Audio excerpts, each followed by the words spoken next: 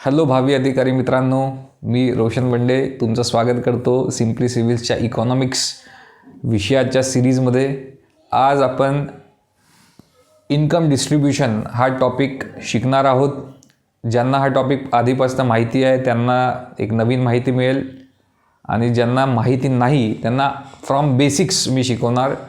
तुम्हाला लक्षात येईल की हा टॉपिक किती सोपा आणि किती महत्त्वपूर्ण आहे एक्झाम पॉईंट ऑफ व्ह्यू. ठीक, तर सुरू करूया आजच्या लेक्चरला. सर्वात आधी इन्कम डिस्ट्रीब्युशन. बऱ्याचदा आपण हे ऐकलेलं आहे की फूड डिस्ट्रीब्युशन होतं, अन्न वाटप सगळ्यांना समान मिळालं पाहिजे वगैरे. बऱ्याचशा गोष्टी वाटप हा प्रकार आपल्याला माहीत आहे. वाटप म्हणजे सगळ्यांना मिळाला पाहिजे. काय इन्कमचं डिस्ट्रीब्युशन पण होऊ शकतं किंवा होतं. प्रत्येक देश प्रगती करतो आहे असं आपण मानून चालू तर प्रत्येक देशाची इन्कम वाढते आहे. पण काय त्याच रेशोमध्ये पूर्ण जनतेची, सगळ्या जनतेची इन्कम वाढते आहे हे बघणं आवश्यक आहे. जसं एखादा देश आहे ज्याची GDP 100 रुपये होती, 100 रुपये त्या देशाची इन्कम होती असं मानून चालू 19व्या शतकात. पण आज 2020मध्ये येता येता ती समजा 1 लाख झालेली आहे. म्हणजे 100च्या कितीतरी पट ती वाढलेली आहे. काय तेवढ्याच पट प्रत्येक माणसाची इन्कम वाढलेली आहे, प्रत्येक फॅमिलीची इन्कम वाढलेली आहे. लोकसंख्या वाढली, आपण फॅमिलीच्या पॉईंट ऑफ व्ह्यूने विचार करू किंवा प्रत्येक फॅमिलीची इन्कम त्या रेशोमध्ये वाढलेली आहे, तर आपल्याला उत्तर मिळेल नाही. काय कारण आहे किंवा असं जर घडलेलं आहे तर ही चांगली गोष्ट आहे की वाईट गोष्ट आहे हे आपल्याला या पर्टिक्युलर लेक्चरमध्ये समजून घ्यायचं आहे. याचा आपल्याला विचार करायचा आहे, मंथन करायचं आहे आपल्याला.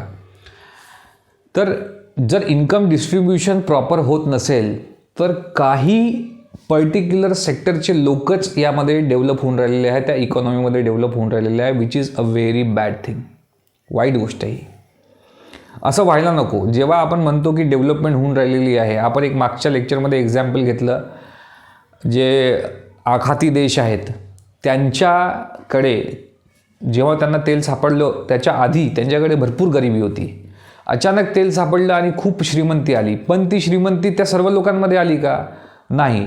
ज्यांच्याकडे ती जमीन होती जिथे तेलाचे साठे सापडले ते एकदम श्रीमंत झाले, पण बाकी जनता अजूनही गरीब राहिली. त्याचप्रमाणे भारतातही घडलेलं आहे. भारत हा एकदम फास्ट डेव्हलपिंग कंट्री आहे, एकदम फास्ट डेव्हलप होऊन राहिलेला आहे. IMFने एका काळी आपले जो ग्रोथ आहे 10%च्या वर होईल असं सांगितलं होतं. एवढे फास्ट ग्रोथ आहे. चायनाच्याही पेक्षा जास्त आपली ग्रोथची स्पीड होती. पण ज्या स्पीडनी आपली इकॉनॉमी वाढली त्या स्पीडनी आपल्या भारतीय जनतेची इन्कम वाढली काय? तेवढं डिस्ट्रीब्युशन, जेवढी आपली प्रगती झाली भारताची तेवढीच प्रगती प्रत्येक माणसाची झाली काय? हा प्रश्न आहे. ज्या देशामध्ये असं होईल की त्या देशाची इन्कम वाढली आणि त्याच प्रमाणात बाकी सर्व लोकांची, सर्व फॅमिलीची इन्कम पण वाढली, त्या देशात खऱ्या अर्थाने प्रगती झाली असा त्याचा अर्थ होईल. त्यामुळे नुसतं आपण जर एखाद्या देशाची इन्कम किंवा त्याची GDP जर वाढली या बेसिसवर आपण जज केलं की तो एक कंट्री डेव्हलप कंट्री आहे, हे चुकीचं आहे. ॲक्च्युली आपल्याला तेव्हा माहिती मिळेल की जेव्हा त्याची ग्रोथ झाली, इन्कममध्ये पण ग्रोथ झाली आणि लोकांची पण त्यासोबत ग्रोथ झाली. ऑल ओव्हर त्या कंट्रीमध्ये जेवढे लोक राहतात त्यांची पण ग्रोथ सोबत झाली, तरच ती कंट्री डेव्हलप कंट्री कन्सिडर केला जाईल. आपण एक अमेरिकेचं एक्झाम्पल घेऊया. अमेरिकेमध्ये खूप तफावत आहे. खूप लोक खूप गरिबी रेषेवर आहे आणि खूप सारे लोक एकदम श्रीमंत झालेले आहे. आपल्याला माहीतच आहे बिल गेट्स है ना, आणखी बाकी पण है ना. तर हे लोक तिथं खूप श्रीमंत आहे पण खूप गरिबी पण आहे. म्हणजे तफावत खूप आहे. श्रीमंत पण खूप आहे, गरीब पण खूप आहे. भारतामध्ये पण त्याच प्रकारची परिस्थिती आहे. खूप मोठा लोकसंख्येचा भाग आत्ताही गरिबी रेषेच्या खाली आहे आणि खूप कमी प्रमाणातले असे लोक आहेत जे अतिशय श्रीमंत आहे. आणि ओव्हरऑल जेव्हा आपण बघतो तर भारत एक डेव्हलप कंट्री या डेव्हलपिंग कंट्री दिसतो, पण अजूनपर्यंत गरिबी एवढी खूप जास्त आहे, तफावत खूप जास्त आहे. बाहेरून जरी दिसत असला की भारत खूप श्रीमंत किंवा डेव्हलपिंग कंट्री होऊन राहिलेला आहे, पण गरीब लोक अजूनही गरीब आहेत, तर त्या कंट्रीला डेव्हलप कसा म्हणता येईल? तर आजचा पॉईंट हाच आहे, आजचा मुद्दा हा आहे, आपल्याला समजून घ्यायचा आहे की कसं मोजायचं की डिस्ट्रीब्युशन प्रॉपरली होऊन राहिलं आहे की नाही. तर आपण सुरुवात करूया. आपल्याला डिस्ट्रीब्युशन प्रॉपरली होऊन राहिलं आहे की नाही याच्याबद्दल माहिती जर कोणता कोइफिशियंट देईल तर तो आहे गिनी कोइफिशियंट किंवा गिनी इंडिकेटर. हे काय गिनी कोइफिशियंट, गिनी इंडिकेटर हे आपण थोड्या वेळात समजून घेऊया. फक्त एक लक्षात घेऊया की गिनी इंडिकेटर अमेरिकेचा आत्ता 41.5 आहे. गिनी इंडिकेटरची गोष्ट करतो आहे, गिनी कोइफिशियंटची नाही. गिनी इंडिकेटर अमेरिकेचा 41.5 आहे, इंडियाचा 35.1 आहे. या गोष्टीवरून एकच लक्षात येत आहे की इन्कम डिस्ट्रीब्युशन प्रॉपरली अमेरिकेपेक्षा इंडियामध्ये चांगला आहे. हा आकडा छोटा असायला पाहिजे. जेवढा आकडा छोटा तेवढं इक्वल डिस्ट्रीब्युशन. तर अमेरिकेमध्ये इन्कममध्ये तफावत खूप आहे. काही लोक खूप जास्त श्रीमंत आहे, काही लोक खूप गरीब आहे, यांच्यामध्ये गॅप खूप मोठी आहे. भारतामध्ये ती गॅप थोडी कमी आहे. गॅप भरपूर आहे पण ती थोडी ॲज कम्पेअर्ड टू अमेरिका ही कमी आहे भारताची. म्हणून हे कम्पॅरिझनसाठी अमेरिका आणि इंडिया हे दोन मी तुमच्यासमोर रेफरन्सेस ठेवलेले आहेत. समोर आपण बघू शकतो गिनी कोइफिशियंट आपल्याला कशा प्रकारे दाखवतो तफावत ते आपण बघणारच आहे. त्याच्याशिवाय इन्कम क्वांटाईल रेशो, क्वांटाईल मतलब 5 भागामध्ये डिवाइड असलेला एक रेशो आपण अभ्यासला तर आपल्याला लक्षात येईल की इन्कम डिस्ट्रीब्युशन कशा प्रकारे होतं. तर उत्पन्न पंचमक गुणोत्तर हे आपण त्याला मराठीमध्ये म्हणू, अतिशय कठीण आहे. उत्पन्न पंचमक गुणोत्तर 5 भागामध्ये डिवाइड असलेला. तर आपण एक रेशो घेणार. या रेशोमध्ये आपण सर्वात टॉपचे म्हणजे ज्यांची इन्कम खूप जास्त असे 20% लोकांची इन्कम काउंट करणार. 20% लोकांची इन्कम, टोटल इन्कम काउंट करणार, जे सगळ्यात टॉपचे आहे, ज्यांची खूप इन्कम आहे. आणि सगळ्यात गरीब असलेले एकदम पुअरेस्ट असे 20% लोक, 20 असे 5 भाग होणार. बघा मी तुम्हाला समजून सांगतो. पंचमक जेव्हा आपण म्हणतो तेव्हा 100 लोक किंवा 100 जर आपण टोटल लोकसंख्येला 100 मानलं तर 20 आणि 20 असे 5 भाग होतील. त्या 5 पैकी हे 20 जे आहे एकदम टॉप लेवलचे श्रीमंत लोक आहे आणि हे 20 जे आहे हे एकदम गरीब लोक आहे. टॉप श्रीमंत आणि एकदम गरीब लोक यांच्या 20% टॉप श्रीमंत आणि 20% एकदम बॉटम गरीब या लोकांच्या इन्कमचा रेशो जो मिळेल त्याला आपण म्हणतो इन्कम क्वांटाईल रेशो. तो टॉप 20 आणि बॉटम 20 याच्याबद्दल आपल्याला माहिती देतो. तर एक जजमेंट, एक आयडिया आपल्याला येऊन जाईल की कशा प्रकारे डिस्ट्रीब्युशन होऊन राहिलेलं आहे. जर टॉप आणि बॉटम यांचा रेशो मॅच झाला, 1च्या जवळपास आला ratio, that means, excuse me, हां एक फोन आलेला होता. हां ठीक आहे, तर मी थोडं याला आय एम सॉरी है ना, रेकॉर्डिंग करताना एअरप्लेन मोडवर टाकायला पाहिजे, लक्षात नाही राहिलं माझ्या. I am so sorry. माझ्या मित्राचा फोन होता. ठीक आहे, मी त्याच्याशी नंतर बोलून घेणार. आधी तुमच्याशी बोलणं महत्त्वाचं आहे, मित्राशी बोलणं महत्त्वाचं आहे. करणारच त्याला फोन मी. ठीक आहे, तर 20 लक्षात आलं तुम्हाला. 20 टॉप 20 बॉटम यांचा रेशो, जर तो रेशो 1च्या पाशी आला, 1च्या जवळपास आला, दॅट मीन्स डिस्ट्रीब्युशन प्रॉपरली होऊन राहिलेलं आहे. अदरवाईज तफावत खूप असेल तर रेशो खूप मोठा येणार. Okay, then Palma ratio, Palma गुणोत्तर. ठीक आहे, यामध्ये जसं क्वांटाईल रेशोमध्ये टॉप 20 बॉटम 20 कॅल्क्युलेट करतात, पाल्मा गुणोत्तर सेम प्रकारे असतात, फक्त टॉप 10 आणि बॉटम 40. मतलब टॉप 10 असं आपण याला डिसाईड करू. टॉप 10चे मधात उरलेले 50% वाले लोक 50% आणि बॉटमवाले 40% वाले लोक 40 लोक. तर टॉप 10 आणि बॉटम 40 या लोकांमधला इन्कमचा रेशो जो असतो त्याला म्हणतो आपण पाल्मा रेशो, पाल्मा गुणोत्तर. याने पण आपल्याला एक आयडिया मिळते की टॉपवाले इन्कमवाले लोक आहे आणि जे बॉटमवाले लोक आहे, बॉटम इन्कमवाले लोक आहे, यांचा इन्कमचा रेशो कसा येऊन राहिला. त्यांनी पण आपल्याला लक्षात येईल की how the income is getting distributed in India. Not only in India, हे applicable throughout the world आहे. बघा, इन्कमची तफावत जी आहे म्हणजे इन्कम डिस्ट्रीब्युशनमध्ये जी गॅप आहे ती नॉट ओनली इन इंडिया, आपण बघितलंच की अमेरिकेमध्ये पण ती आहे. तर बघून घेऊ आपण त्यांचे गुणोत्तर कसे येऊन राहिले. आपण जो पहिला गिनी बघितला त्या गिनीमध्ये 41.5 अमेरिका, इंडिया 35.1, म्हणजे डिस्ट्रीब्युशन इंडियात चांगला आहे ॲज कम्पेअर्ड टू अमेरिका. याच्याबद्दल आपण ऑलरेडी बोललो आहे. क्वांटाईल रेशोमध्ये 9.4 अमेरिकेचा आहे आणि 5.3 इंडियाचा आहे. Again India is better, performing better in the case of quantile ratio. Quantile रेशोमध्ये पण आपण चांगला परफॉर्मन्स देऊन राहिलो आहे. म्हणजे 20% टॉप आणि 20% बॉटम यांच्यामधला जो रेशो आहे तो आपला बेटर आहे ॲज कम्पेअर्ड टू अमेरिका. तुम्ही बेटर आहे म्हणताय सर आणि याची व्हॅल्यू कमी आहे. आकडा जेवढा छोटा तेवढं डिस्ट्रीब्युशन प्रॉपर. आकडा छोटा असायला हवा, that is better in this case. Okay, नाहीतर म्हणा सर आमचे मार्क पण कमी आले, दॅट इज बेटर. मार्क जास्त पाहिजे, तो भाग वेगळा आहे. So quantile 9.4, 5.3, you got it. Palma, again Palma 2 in America, 1.5 in India. India is again performing better. तर ह्या वरनं लक्षात येत आहे की इन्कम डिस्ट्रीब्युशन इंडियामध्ये बेटर आहे. पण हे कम्पेअर करण्यासाठी आपण तीनही गुणोत्तर किंवा तिन्ही इंडिकेटर्सचा वापर केलेला आहे आणि हे यांचं महत्त्व आहे. याच्यावरनं आपल्याला लक्षात येते या 3 इंडिकेटर्सवरनं whether distribution is proper or not. Otherwise त्याला कॅल्क्युलेट करण्याची काही पद्धत नाही आहे.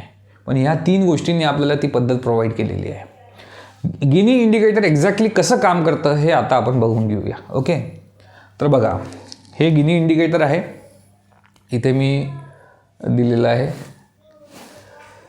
तर याच्यामध्ये जी एक्स ॲक्सिस आहे याच्यामध्ये उत्पन्न मिळवणाऱ्यांची संख्या म्हणजे टोटल लोकसंख्या असं मानून चालू आपण की पूर्ण लोकसंख्या कमवून राहिली आहे, काही ना काही अमाऊंट कमवून राहिली असं मानून चालू. तर इथे लोकसंख्या असं वर्किंग पॉप्युलेशनच कमवते मला माहिती आहे, पण आपण एक कन्सिडर करून चालू समजून घेण्यासाठी की ही पूर्ण लोकसंख्या आहे.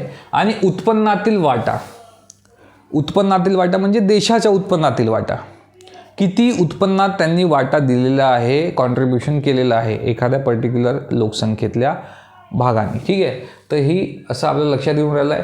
आणि आपल्याला ही लक्षात येऊन राहिलं आहे की मेजॉरिटी लोकसंख्या, आपण जर इथे हा कर्व बघा, याला म्हणतात लॉरेन्स कर्व.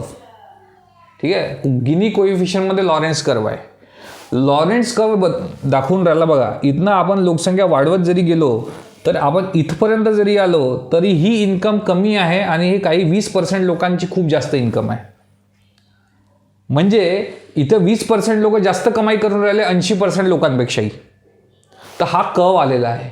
पण जर आपण इकडे जर ही जी समान उत्पन्न रेषा जर इथे ठेवली असती तर आपण जसं जसं वाढून राहिलो तसं तसं उत्पन्न वाढून राहिलेलं होतं. जसं जसं आपण समोर जाऊ तसं तसं उत्पन्न हळूहळू वाढत होतं आहे ना. म्हणजे उत्पन्न वाढतं आहे लोकसंख्या वाढीनुसार. म्हणजे प्रत्येक माणूस इक्वल कॉन्ट्रीब्युशन देऊन राहिला असा त्याचा अर्थ होतो. म्हणजे ही जी लाईन आहे सरळ 45 डिग्रीवाली लाईन, ही आपल्याला समान उत्पन्न वितरण शो करून राहिलेली आहे. आणि लॉरेन्स कर्व आपल्याला ॲक्च्युअली कसा ग्राफ आहे ते दाखवून राहिलेला आहे. प्रत्येक देशाचा हा जो लॉरेन्स कर्व आहे हा वेगळा येणार आणि लॉरेन्स कर्व आपल्याला दाखवणार की लोकसंख्याच्या म्हणजे उत्पन्न मिळवणाऱ्या लोकांच्या संख्येनुसार उत्पन्नामध्ये वाटा और उत्पन्नामध्ये काय चेंजेस होऊन राहिले हे आपल्याला लॉरेन्स कर्व दाखवणार. लॉरेन्स कर्व आणि समान उत्पन्न वितरण यांच्यामध्ये जो एरिया आहे, हा जो एरिया दिसून राहिला तुम्हाला, या एरियाला आपण नाव दिलेलं आहे ए. हा जितका एरिया आहे कॅल्क्युलेशन करून त्याचा आपण अमाऊंट ए काढून घेतली. आणि लॉरेन्स कर्वच्या खाली जे शेडेड पोर्शन आहे त्याला नाव दिलेलं आहे बी. ए अपॉन ए प्लस बी, ए अपॉन ए प्लस बी हे आपल्याला गिनी कोइफिशियंट कॅल्क्युलेट करून देतं. Guinea coefficient, guinea coefficient not indicator. Guinea indicator is different. हे गिनी कोइफिशियंट देणार.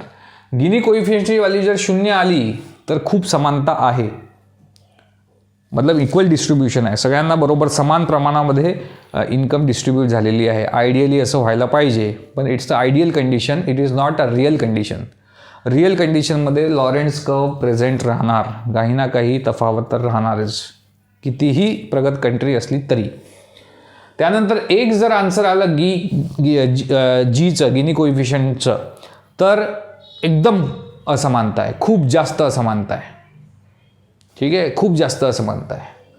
आणि जर आपल्याला इंडिकेटर काढायचं आहे गिनी इंडिकेटर, तर आपल्याला हे जीची व्हॅल्यू जी आली आहे त्याला आपण 100ने मल्टिप्लाय केलं तर आपल्याला गिनी इंडिकेटरची व्हॅल्यू मिळेल. आणि हा जो गिनी इंडिकेटर आहे 41.5 हा गिनी इंडिकेटर आहे.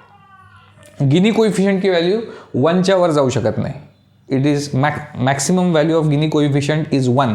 गिनी इंडिकेटर 1च्या वर जाऊ शकतो कारण आपण त्याला 100ने मल्टिप्लाय करतो, राईट. 100ने मल्टिप्लाय करतो. याचाच अर्थ अमेरिकेचा गिनी कोइफिशियंट किती असेल 0.415 आणि गिनी इंडिकेटर किती आहे 0.415 इंटू 100 दॅट इज 41.5. सिमिलरली इंडियाचा गिनी कोइफिशियंट किती असेल 0.351 into 100 35.1 will be guinea indicator. ठीक आहे. गिनी कोइफिशियंट आणि गिनी इंडिकेटरमध्ये अंतर आहे. Gini coefficient into 100 is guinea indicator. ठीक आहे. तुम्हाला प्रश्न विचारला जाऊ शकतात लॉरेंट्झ कर्व काय शो करतो है ना, आणि खाली ऑप्शन दिलेले असणार, you need to find the correct answer. तुम्हाला हे पण विचारलं जाऊ शकते गिनी कोइफिशियंट काय शो करतं, गिनी कोइफिशियंटनी काय माहिती करतात. ते ऑप्शन दिलेले असेल 4, तुम्हाला एक करेक्ट आन्सर शोधायचा आहे. ठीक आहे. तुम्हाला असाही प्रश्न विचारला जाऊ शकतो की गिनी कोइफिशियंटची व्हॅल्यू जर 1 आली तर याचा काय अर्थ होतो. 4 option, you need to find the correct answer. Gini कोइफिशियंटची 0 व्हॅल्यू आली तर काय अर्थ होतो, असा प्रश्न विचारला जाऊ शकतो. आणि तुम्हाला हे विचारला जाऊ शकतो इन्कम क्वांटाईल रेशोमध्ये किती % पॉप्युलेशनचा रेशो श्रीमंत पॉप्युलेशनचा रेशो किती % गरीब पॉप्युलेशनच्या रेशोशी घेतला जातो 20:20. आणि देन पामा गुणोत्तरमध्ये किती रेशो असतो, that is what they can ask. बघा MPSC आहे, इट इज अनप्रेडिक्टेबल, कोणताही प्रश्न विचारला जाऊ शकतो. आणि माझ्या मते याच्यातनं एक चांगला प्रश्न कधीही बनू शकतो, म्हणून हा टॉपिक अतिशय महत्त्वाचा मला वाटतो. Particularly guinea coefficient is I think the most important. तर हा विषय, हा पॉईंट लक्षात घ्या, समजून घ्या. काही डिफिकल्टी असेल तर तुम्ही माझ्याशी कधीही कम्युनिकेट करू शकता. इन केस माझ्याशी फोनवर बोलायचं असेल तर तुम्ही जसं मला कॉमेंटमध्ये विचारा, माझा नंबर मी शेअर करणार. पण तुम्ही माझ्याशी कधीही टेलिग्रामवर आणि कॉमेंट थ्रू बोलू शकता. जे तुम्हाला प्रश्न असतील ते तुम्ही विचारू शकता. आणि जसे मी नेहमी म्हणतो, जे मी डिझर्व करतो ते मला मिळायला पाहिजे.